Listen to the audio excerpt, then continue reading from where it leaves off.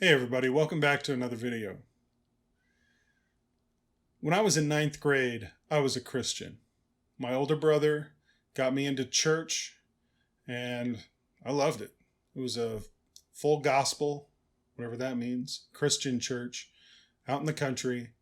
I bought into it 100% and I thought that the Bible was 100% true. Not because I spent hours and hours contemplating it, or thinking about how any of it could possibly be true, but because I wanted to believe it, and I could make myself believe all of it. One time, someone in church told me about their idea of spiritual death.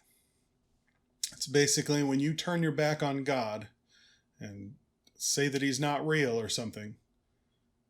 That is such a grave sin that God would guarantee your damnation and you would burn in hell. Basically, similar to what I guess selling your soul to Satan would be like.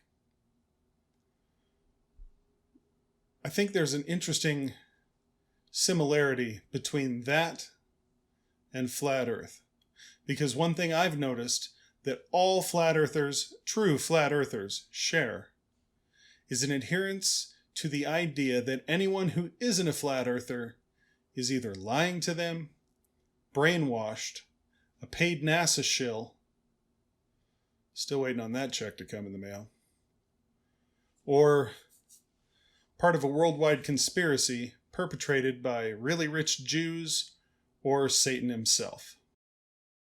Experts in any field are morons. They certainly can't be trusted, and they don't hold a candle to the intellectual prowess that even the dumbest flat earther exhibits. There is no evidence that you can show a flat earther that won't be met with claims that it's fake or CGI. Pictures of Earth from satellites? Fake. Moon landing? Hoax. Gravity? You guessed it. Fake. Flat earthers will deny the existence of anything that proves them wrong. They do this because they don't care if they're wrong. All they care about is maintaining the fantasy that they're on a flat earth.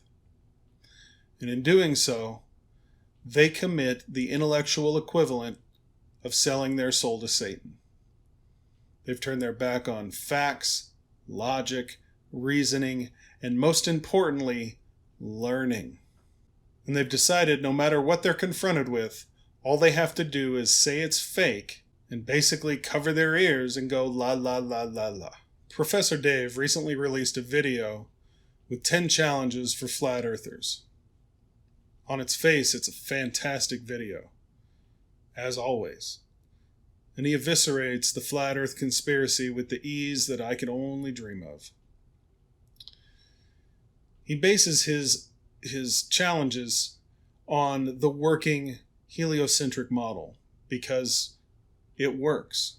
And if flat earthers want to actually prove to anybody that they're not just idiots and high school dropouts or con men, it's got to work. The spherical Earth model works in every way. The flat Earth model does not work in any way. And if flat earthers want to prove their model, this is 10 ways they could do it. The most interesting part of his video isn't even in his video. It's how flat earthers react to his video. Now they could just take up the challenge, put their collective ADIQ to the task, and come up with something. Anything at all. But they don't. And the reason they don't is because they're intellectually dead. Instead of rising to the challenge, they're going to try to convince themselves that they're mentally superior to Professor Dave. And they're not going to give any of his challenges any real thought. Now I'm going to be doing a lot of editing on this one because, frankly, listening to him and his merry band of sycophants and mental midgets makes me a bit nauseous. But please try to stick with me as long as you can stomach his voice, and I guarantee you we're going to see prime examples of intellectual death. So let's go.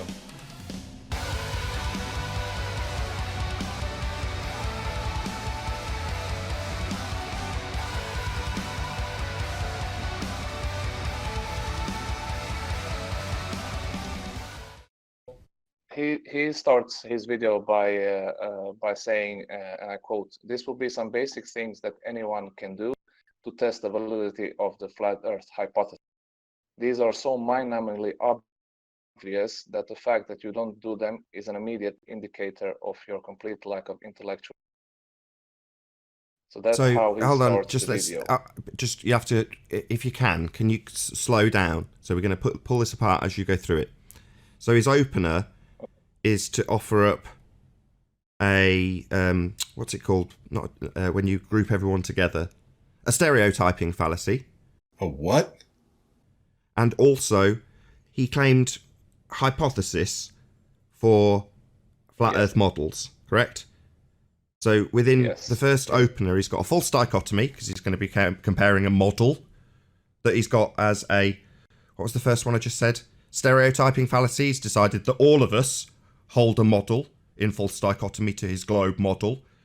Everyone, and especially Professor Dave, knows that you don't have a model. And he's also incorrectly identified the word hypothesis. Hypothesis being a scientific prediction, which a model isn't. Let's define hypothesis, shall we? A supposition or proposed explanation made on the basis of limited evidence as a starting point for further investigation. Sure seems to me like Dave knows what a hypothesis is. And yes, saying the Earth is flat based on your flimsy observations is a hypothesis. Real quick, I'm sorry, I didn't catch. Who are we talking about? Whose video is this? Professor Dave. Professor Dave. Okay, that clown. All right, proceed. Yeah, hold up. Let's make sure all the morons are up to speed here. Yeah, it'd be a fundamental of his degree level that you'd be able to identify. Absolutely. Especially in something like chemistry, yeah. Yeah, especially with chemistry, right. Applied science, right? So he'd know what a formulation of a hypothesis was given his degree. And he's declaring in his opening part of this video that he's looking at a hypothesis for flat Earth models. Yeah. Hypothesis for a model? Go back to sleep, Arwen. His first challenge is make a real, and he's showing a AE map, of course, and explains how it can't be the real map. So that's a straw man already. So generally, people in the flat Earth community are not claiming that it's the actual map of the flat Earth. It's often used as a representation, and it's a good way of visualizing the flat Earth concept. And it's often used to illustrate the point rather than depict the actual. So burden of proof reversal fallacy, correct? Because it isn't for us to prove anything unless we make claims. So we're not really making claims. No one claims that the AE map is actually a map. We're just saying it's a depiction, a description, an idea to get your head around the basic concept, right? It's not being touted as a map. That is a burden of proof reversal. You are so full of shit. Anyone who's ever watched a flat Earth video has seen the AE projection map. Hell, Mark Sargent made an entire video about how that's the map in his Clues series. It's interesting that when pressed about it, suddenly that's not the map. When everybody has said that's the map. You are so full of shit. This next part is pretty funny. And the other thing that's bizarre about his claim is, right. So when he says Professor Dave explains, and Adam was saying that it's a misrepresentation because he's not actually this, that, and the other. That's no different to people like Bob the Fallacy Guy when he claims the word science in his name and Blue Marble Science. None of them know what science is. Science is a method. We've gone over it 100 times. None of them know what a method is. Bob the Fallacy Guy tells people that you don't have to manipulate your independent variable. You can just watch nature take its course. Well, that's known as an observation or a correlation, but it's definitely not science. It's part of science, but it falls short. And he still maintains that position today, which is why I don't bother engaging with him. The guy's a moron. So just because Professor Dave presents himself as a professor and Blue Marble Science presents himself as some kind of ape scientist, and Bob the Science Guy presents himself as some kind of science guy, and Mick West presents to be some kind of science communicator, none of these guys know what science is. But everybody wants that comforting lie. That's why they can spew any nonsense, and all the subs will just lap it up like cats lapping up milk, because they want to believe the inconvenient truth, the inconvenient lie. That's what they want. All they're doing is playing up to the drongos of society, and we're encouraging it by not pointing it out. We should be pointing it out every minute. Sorry, I'm done. What did I tell you? The people who have degrees, who have actually studied different areas of science, are morons. Classic case of intellectual death. So, I mean, he's showing the AE map. I mean, he doesn't clearly know what azimuthal equidistant projection is. So maybe I should look up what it means. And he's also saying, so anybody should be able to go into the world and make an accurate map of it. So my question is, why don't we have an accurate map? Yeah, actual maps of the planet are so hard to find.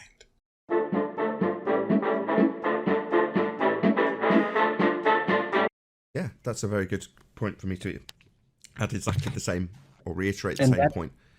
As Anthony pointed out earlier, it's a burden of proof reversal fallacy.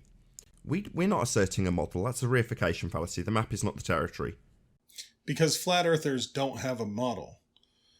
You're asserting that the earth is flat, but you don't have any evidence or a map of it. And you don't have a model because a model works. Nothing about flat earth works. At all. Ever. None of it. He's asserting the earth is this sphere-shaped model. Reification. He's saying that the earth is spherical. A scientific model is a physical and or mathematical and or conceptual representation of a system of ideas, events, or processes. Scientists seek to identify and understand patterns in our world by drawing on their scientific knowledge to offer explanations that enable patterns to be predicted. But I'd like to see it. I want to see the model he's claiming. I want to actually see it. So I'm not claiming a model. Oh, you don't claim that the earth is flat? If it was flat, there should be a working model. Operative word, working.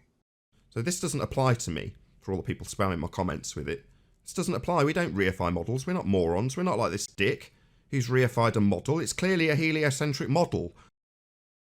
For someone who says reification fallacy as often as you do, you sure don't know what the hell that means. He's not reifying the model. The model is the representation of the planet that we're living on. The concrete, physical, real planet. God damn, you're stupid. Look up reification, the fallacy of misplaced concretedness, taking that which is not concrete, a model, heliocentric in this instance, and making it concrete like we're standing on an actual sphere.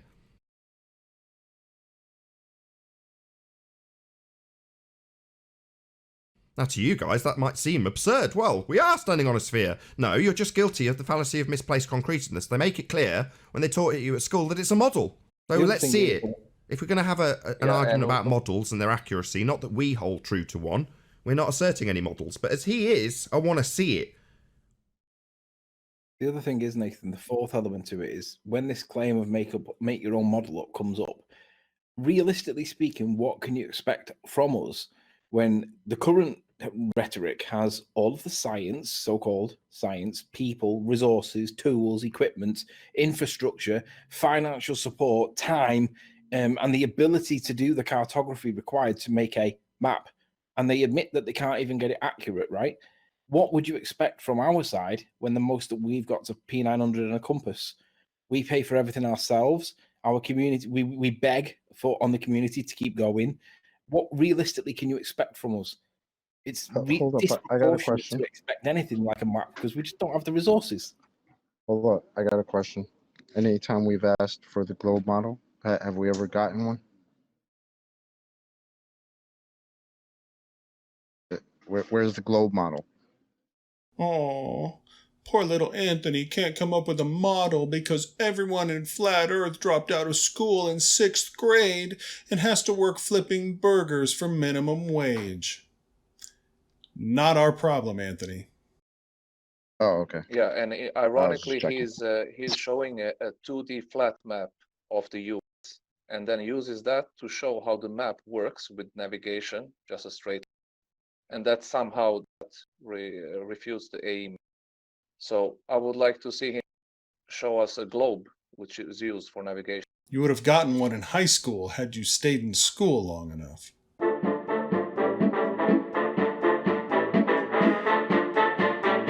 Yeah. Of a The next flat. time he talks about a model, ask him to present his model, the all-encompassing globe model. Please present that because I have yet to see it. Nobody I know has seen it. Once again, everyone you know dropped out of school around 6th grade. So his opening point is make a real map. Yeah. When he doesn't have a real map, we don't assert that we need to reify any of these maps or models into existence. All of the models are based on... Oh, my bad, Darwin. Sorry. But never mind. I love it when you can hear how disgusted Nathan is that Arwen is speaking as the rest of us are. I also love it how defeated Arwen sounds with the audible disgust from the voice of his idol. No, go ahead. Okay. Yeah. Look, what is a map? I'm pretty sure that all maps ever of this realm are all projections. And that projection is based on a certain coordinate system that correlates with the globe of the heaven positions. But that does not actually reveal the actual geometrical, literal physical orientation of it all. So all of these maps are projections. I've never seen a map that was basically literal in a way that we could even approach it like a model.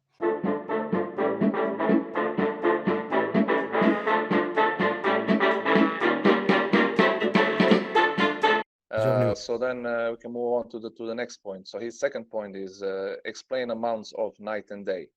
And again, he shows the map and he shows a depiction of sun and the moon, and says cannot be the real map, and the Antarctic cannot have the amount of sunlight or daylight that it has. So again, he's strawmanning using the AE map. Because you guys use the AE map. I love this sudden course correction here. As long as I've been watching YouTube videos, they've been using the AE map. But all of a sudden, one of them must have realized that they can't keep saying that that's the real map, so now they're backing away from it. Classic. Tell them 2015 called and wants their arguments back. That nonsense. Yeah, you're spot on. Yeah, 200 BC called and they want their worldview back. Definitely. Okay, so does that mean I can just skip past number 2 then? Because it's just essentially the same. He's just holding up a straw man in false dichotomy in the form of this reified model he has us tied to with a stereotyping fallacy. So to make this example, he's got 4 fallacies so far. 5 if you include reification itself. Yeah, Nathan, don't answer how sunlight would actually work on a flat Earth. Intellectual death. Yes, and we can move on to the third point. So he says, make any prediction whatsoever.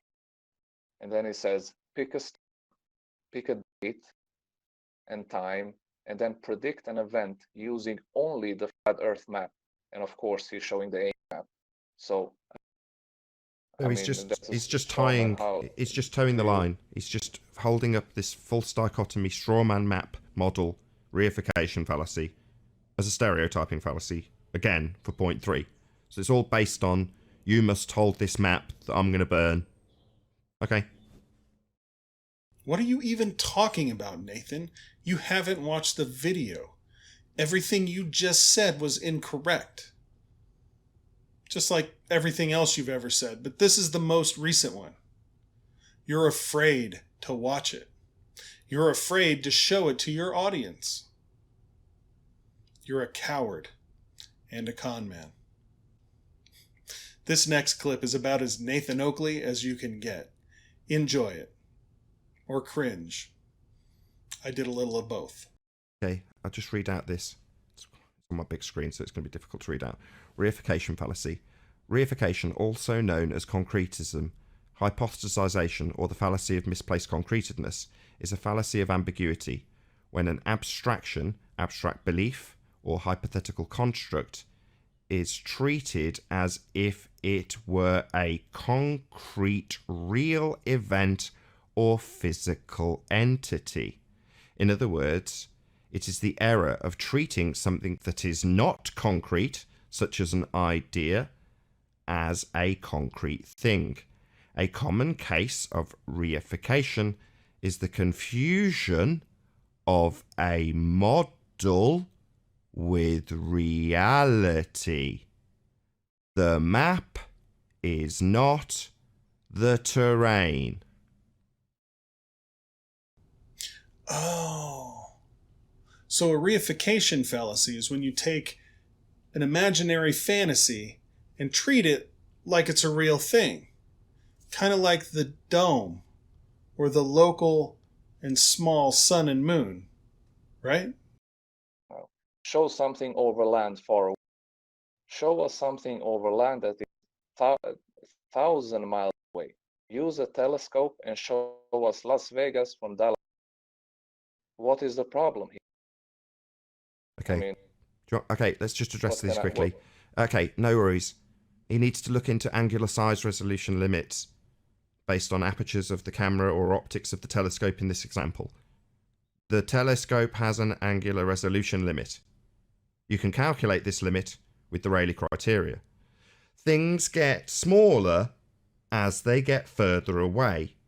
At 1,000 miles, things get too small to see. What I would recommend for Professor Dave, go and watch a little excerpt from a series called Father Ted, whereas it explained that the toy cow close to you is small, but the cow that's full size in the distance on the hill is merely far away. Now this is called perspective. If you're trying to look at New York from England, it's too small to see. The angle is too limited. Now, given that this guy professes to be a professor, I would think he would understand that things get smaller as you get further away from them. And 1,000 miles is far too far to resolve things. Their angle is too small. So I'll just declare right here, right now, pure stupidity on account of Professor Dave. Do you not understand that things get smaller as they get further away? Oh, I know why he thinks this way. Because his model is based in geometry. And his model would use actual sizes for things in the distance. For example, if you were to ask him how much of whatever the hell this is on the horizon is being obscured, he would tell you in feet and inches or meters how big this item is and how much is blocked. However, these items at 1,000 miles will still be the exact same feet and inches value, precisely as his model calculates for. Now, that would mean his globe model and its mathematics ignores perspective. And because his model of a globe Earth ignores perspective, he expects us to express the same exact fuckwittery and assume that we can see things at 1,000 miles. No, it's only your model that excludes the angle of things getting smaller as they get further away. Why on earth would the failings of your heliocentric model and its complete lack of angular size reduction be somehow transferable onto us as flat earthers being able to see things when you removed the hijacking of this perspective effect, which you've called Earth curve, in your perspective exclusive maths? You complete clown. So, Professor Dave, would you expect the angular resolution to be conforming to seeing things at 1,000 miles? How big would something have to be in angular size to see it at 1,000 miles on any shaped surface? You complete clown.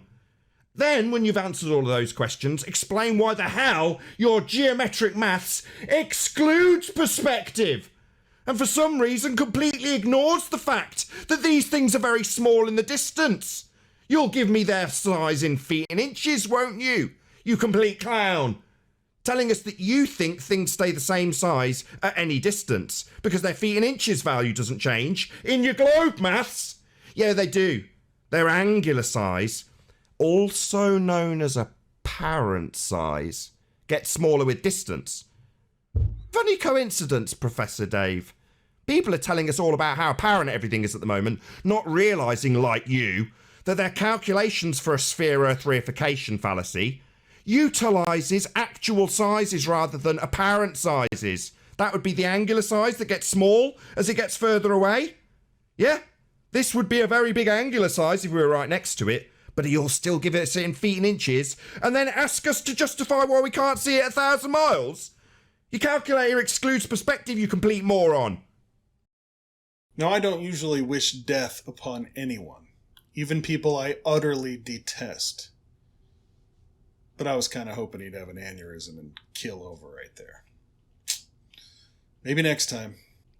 Anyway, talking about perspective. So when things get farther away from you, they get smaller, right?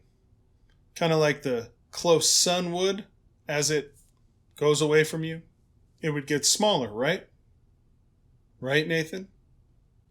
So after this clip, Mr. DFOTY chimes in, all full of piss and vinegar, feeling like he's 10 feet tall still, having just won the first thing he's ever won in his life and all. But his story is pretty pointless and boring, much like the rest of his existence, so I'll skip it.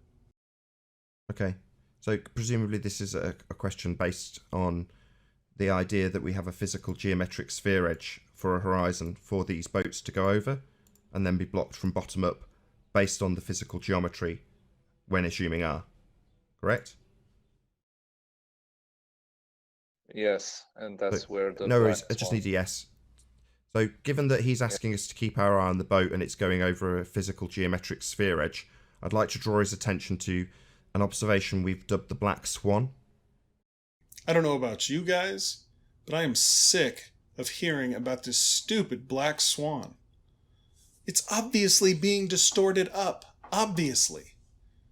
And King Dingaling, aka DFOTY, says that the distortion doesn't matter. Distortion doesn't matter. He's obviously wrong. About as wrong as Hitler was when he thought invading Russia was a good idea. And if you don't think that distortion matters or makes any difference, you're intellectually dead. Now in the black swan, the previously claimed to be physical geometric sphere edge is currently being refracted non-geometric, non-physical, according to the fundies who fight here with actual flat earthers who aren't strawmanned by morons using endless fallacies like Professor Dave. So given that he thinks that boat in his imagery is going over a physical geometric sphere edge calculable with an R, they assume, I'd like to know why in the black swan image we have a physical geometric horizon that is way beyond the limitations of the geometry laid down by assuming that R value. The R value isn't assumed, it's calculated. But we all know math is lies from the devil. Yes, explain sunsets. He says explains.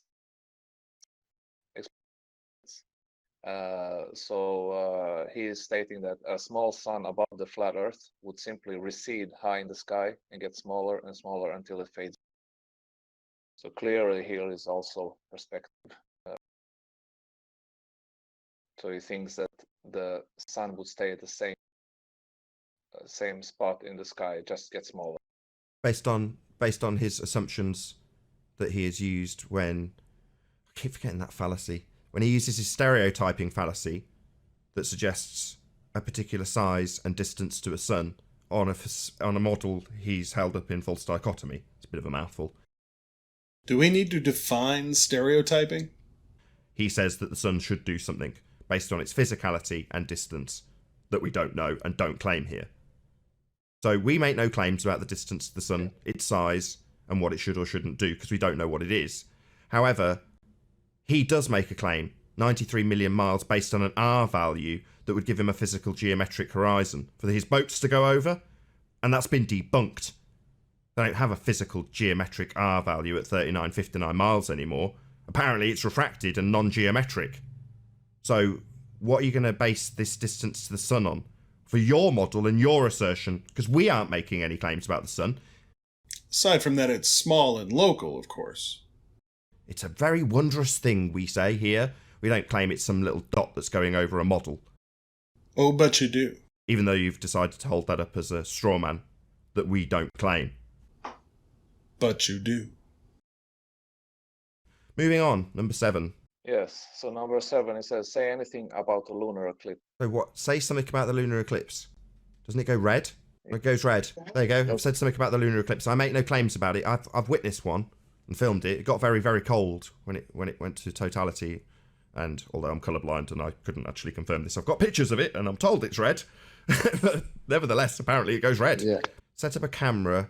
Oh, we've got this reification, strawman, stereotyping fallacy on screen again. What a shock. Oh, you mean the map that you guys have been using for years? A map so synonymous with flat Earth that some old dude makes actual physical glass-domed replicas of it, sells them to high school dropouts at flat Earth conferences? That map? Gotcha. Send a camera up to the sun or moon. I don't know how far it is. Yeah. It's based on his assumption that we're using this model. We're not. We're yet to see his model, though. But what for? Send up a camera to the sun or moon. Okay. For what? Assuming it's a physical place we could get to. Okay, let's move on. Professor Dave, I've taken a damn sight more flights than you ever will. Now, maybe there's other people out there like Wolfie who've taken more flights than I have.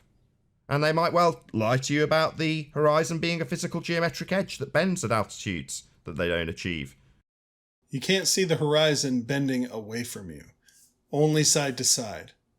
I believe if you have more than 60 degrees viewing distance side to side, you can actually see a discernible curve. Right, what's his pièce de résistance then? What's number 10? Do anything scientific at all ever? Didn't we open this with him saying that the model he's going to be comparing should have hypothesis validated for it?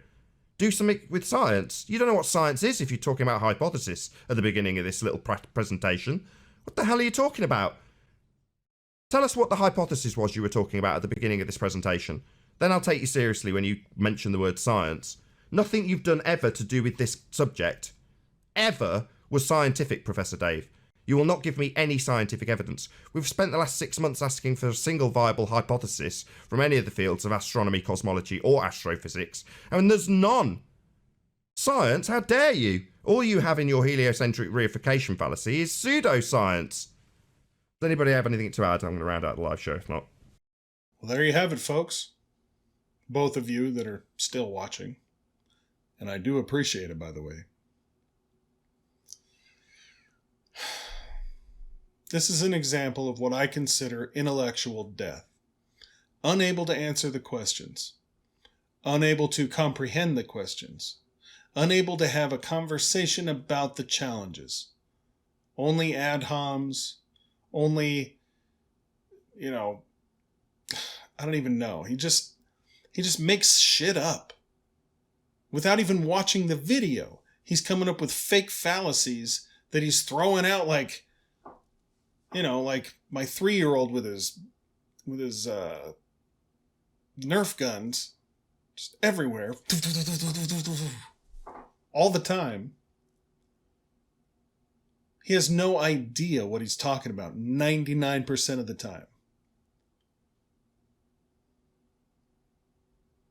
I mean, in other news, I guess it's good that Nathan Thompson got arrested for flat smacking kids. I only bring this up because, Nathan Oakley's pretty good at flat smacking kids.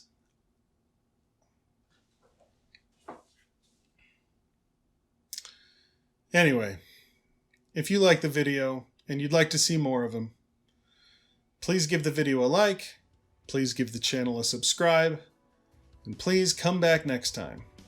And I told you, this one wasn't about Hans Wormhat. Although the next one just may be. Because he's put out some real doozies. Apparently Great Whites are fake because tour companies get bad reviews. Don't know quite how that works, but